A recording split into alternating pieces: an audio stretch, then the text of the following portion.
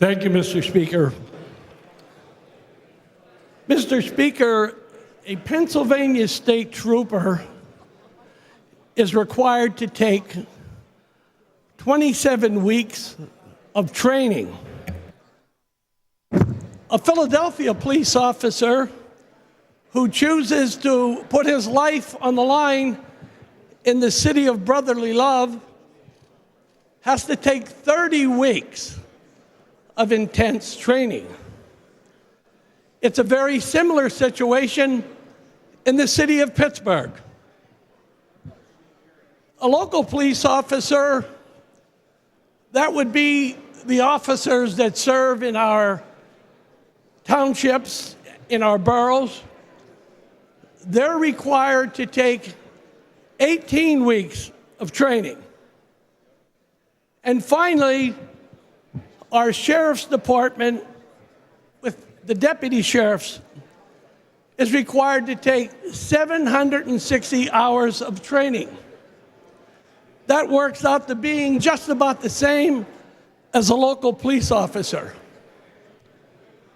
Mr. Speaker, a Humane Society police officer is required to take 60 hours. That's 60 hours of training. Mr. Speaker, without this amendment passing, we will be giving civil immunity to these Humane Society police officers. As you can tell, they have far less training, they have far less authority, they have far less experience, and this civil immunity will give them maximum insulation from liability for their actions. Mr. Speaker, the reason why police officers and sheriff departments have sovereign immunity is because they're agents of the government. They work for the state, they work for the county, and they work in your local communities. Mr. Speaker, animal control officers is what these folks are.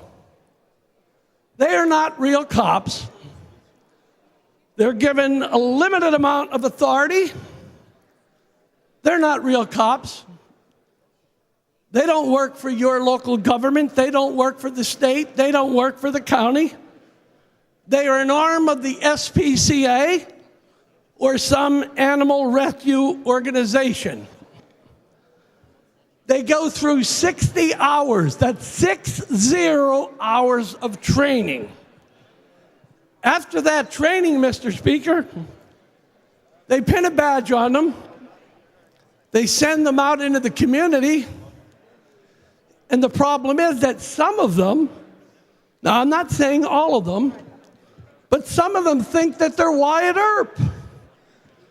And they go out into the community and they just do what they want to do. We've all heard stories of rogue Humane Society police officers. We have all heard those stories. I had to deal with them when I was a mayor many years ago. Mr. Speaker, if this amendment does not pass, and if this civil immunity remains in place, it is going to cause havoc in your communities. It has your constituents, and it has the farm community scared to death. They are scared to death about this element remaining in this bill. Mr. Speaker, I had a friend that called me, and he expressed his concern over this civil immunity. And here's what he said to me. A humane police officer's dream come true.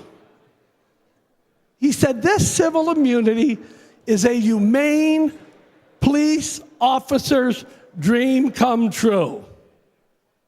Think about that. Think about that when you vote on this amendment. Mr. Speaker, I think it's somewhat strange and somewhat ironic. I hear it on this floor. I see it out everywhere on TV, questioning the power and the rights of police officers. We need to be sure that they stay within their rights.